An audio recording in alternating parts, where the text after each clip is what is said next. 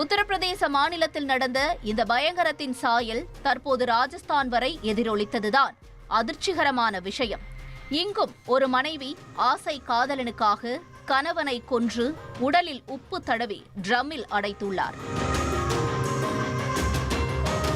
ராஜஸ்தான் மாநிலம் கைர்தல் திஜாரா என்ற இடத்தில் உள்ள ஒரு வீட்டின் மொட்டை மாடியில் துர்நாற்றம் வீசியபடி ஒரு ப்ளூ ட்ரம் இருப்பதாக போலீசாருக்கு தகவல் கிடைத்தது. உடனே அங்கு வந்த போலீசார் மொட்டை மாடியில் துணியால் மூடப்பட்டிருந்த அந்த நீல நிற ட்ரம்மை திறந்து பார்த்தபோதுதான் காத்திருந்தது பெரும் அதிர்ச்சி. உள்ளே இருந்தது ஒரு ஆணின் சடலம்.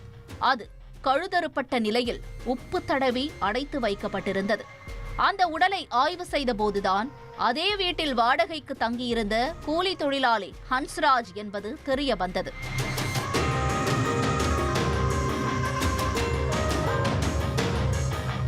உத்தரப்பிரதேச மாநிலம் ஷாஜகான்பூரைச் சேர்ந்த ஹன்ஸ்ராஜுக்கு சுனிதா என்ற பெண்ணுடன் திருமணமாகி 3 குழந்தைகள் உள்ளனர்.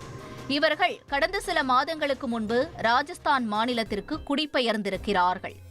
கைர்தல் திஜாரா பகுதியில் வாடகைக்கு வீடெடுத்து குடும்பத்துடன் தங்கி அங்குள்ள ஒரு செங்கல் சூளையில் கூலி வேலை செய்து வந்திருக்கிறார் ஹன்ஸ்ராஜ்.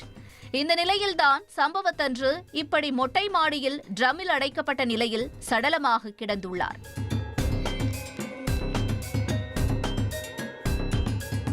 இதுகுறித்து வழக்கு பதிவு செய்த போலீசார் விசாரணை மேற்கொண்டதில் ஹன்ஸ்ராஜின் மனைவி சுனிதா மற்றும் குழந்தைகள் மாயமானது கண்டுபிடிக்கப்பட்டது. அத்துடன் 2 நாட்களாக அந்த வீட்டு ஓனரின் மகன் ஜிதேந்திரா என்பவரும் காணவில்லை என்று தெரிந்தது.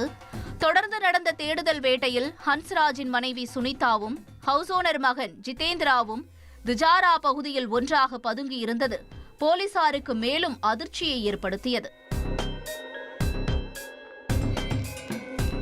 உடனே இருவரையும் பிடித்து விசாரித்த போது ஹவுஸ் ஓனர் மகனுடன் ஏற்பட்ட கள்ளக்காதலில் சுனிதா கணவனை கொன்றது தெரிந்தது.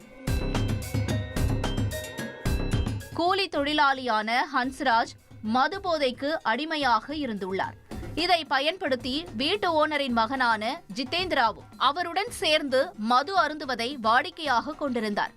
மது போதையில் மயங்கிய ஹன்ஸ்ராஜை வீட்டிற்கு அழைத்து சென்று விடுவது ஜிதேந்திராவின் வழக்கம்.